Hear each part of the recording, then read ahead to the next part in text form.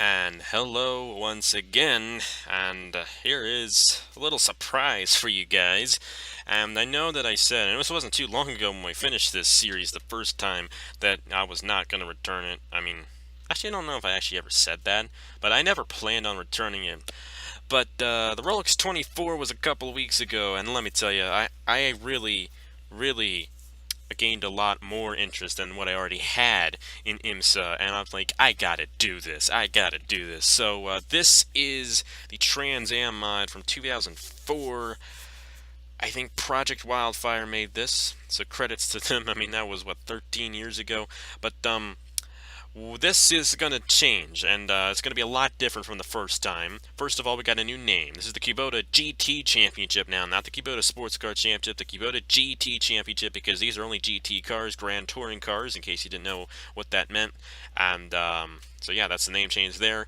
We now have classes. There are two classes here. There is GT Le Mans and GT Daytona. The GT Le Mans cars will be better performing, and they will be the faster cars, basically. But that doesn't mean you shouldn't sign up for GT Daytona, because GT Daytona is its own class, and they are two separate championships. So there's the GT Le Mans Championship and the GT Daytona Championship. The GT Le Mans class is all Corvettes, and if you know, I got to admit, my favorite team in IMSA is the Corvette racing team in GT Le Mans. I may be a little biased, but the reason for the fact that the Corvettes are the GT Le Mans cars is because they're a little bit different than the rest of the cars. They kind of have that kick out on the nose, if you can see, and they look different than the other three chassis in this mod. So that's why they're the faster class, the GT Le Mans class, and that's why the GT Daytona class is not as fast. What I wanted to do here is I wanted to make it interesting. I wanted to have kind of like two races going on. Of course, if you are a sports car fan, I'm not sure how many of you guys are, you know that there are multiple classes, and the GT Le Mans class is definitely a much stronger class than the GT Daytona class in real-life IMSA. So I kind of figured to change up the ratings. So you're going to see the ratings for Daytona. That's the regular ratings for Daytona. These are the ratings for Le Mans. It's going to be interesting. It's going to be fun. But here's the thing. When these races are going on, you still get awarded a win in your class. It's basically two races going on at the same time. It's a race between all the GT Daytona cars and a race between all the GT Le Mans cars. So if you win in the GT Daytona class, that counts as a win towards your all-time wins list. There are separate championships, so I'm not saying you should not sign up for GT Daytona. If you like the Dodge Vipers, if you really want to drive a Dodge Viper, drive a Dodge Viper, because, it's not like you're competing against the GT Le Mans cars. They're two separate classes. I really want to stress that to you guys. Just because the GT Le Mans cars are faster doesn't mean that you should not sign up for the other class. I took way too long explaining that, but I just hope you understand. But anyways, it's going to be a 10-race season. It's going to be a 10-race season. All road courses, by the way. All road courses. If I can remember off the top of my head the schedule here. This season will begin in a month from now.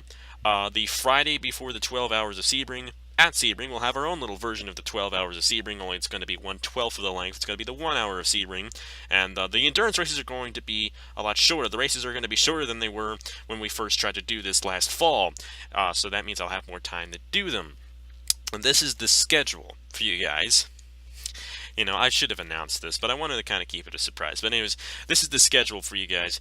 Sebring is going to be in mid-March. I think at the end of March, we got Riverside. We go to Long Beach in early April. After Long Beach, I believe it is the 1 hour at the Glen in mid-April. After Watkins Glen, I don't know if this is the correct order, but we have Canadian Tire, Lime Rock Park, Road America, Virginia International Raceway, Road Atlanta, and then Le Mans. And by the way, the Le Mans race will be the weekend before the 24 Hours of Le Mans. So I'm trying to get the Sebring race and the Le Mans race to be right online with each other. And this will be about a 3-month season, and the races will be weekly/bi-weekly between now and the finale. So yeah, if you're still watching this, here are the cars for the Kubota GT Championship. And if I'm not mistaken, I did not put these into separate lists. But the thing is, there really isn't need to do that because we're never going to have separate races for these guys. So, in case you haven't noticed already, the D means GT Daytona, the L means GT Le Mans. So, GT Le Mans is faster, but that doesn't mean you should not sign up for GT Daytona because there are two separate races going on at the same race, and if you win in your class, it counts as a win. Two separate championships, so it doesn't really matter. Anyways, the number one is GT Daytona, and in case you didn't notice, all the GT Daytona cars have an extra 0, so I can distinguish them during the races. But I got the number 1 in GT Daytona. Number 2 is a GT Le Mans car. The number 3 is a GT Daytona. I'm just going to say Le Mans Daytona now. Number 4 is Le Mans. Number 6 is Daytona. You got the number 7, which is a Le Mans car. Another Le Mans car. And the number 8. The 9, Tyler Oriti, the defending champion of the Kubota Sports Car Championship, will return to the number 9 in GT Daytona. Got the number 10 in Le Mans. Number 11 in Daytona, number 12 in Daytona, number 13 in Le Mans, number 15 in Le Mans.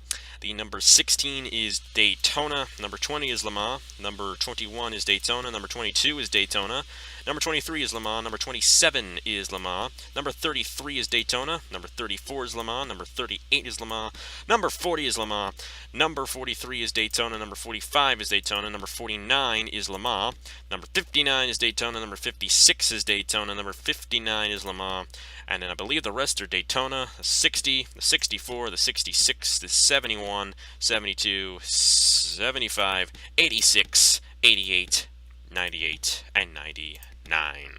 Those are the cars you can sign up for here in the Kubota GT Championship, which will begin March 17th. And in case any of you know, that's St. Patrick's Day. But yeah, not that really matters. That's the day before the 12 hours of Sebring.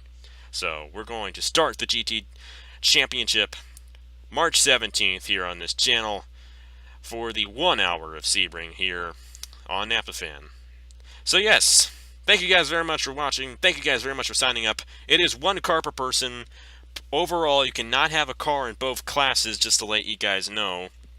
Might be a little confusing, but you can only have 1 car overall. This is all one series with 2 separate championships going on. It's complicated, but you know, if you know it, it's not really that complicated. Anyways, thank you guys very much for watching and signing up.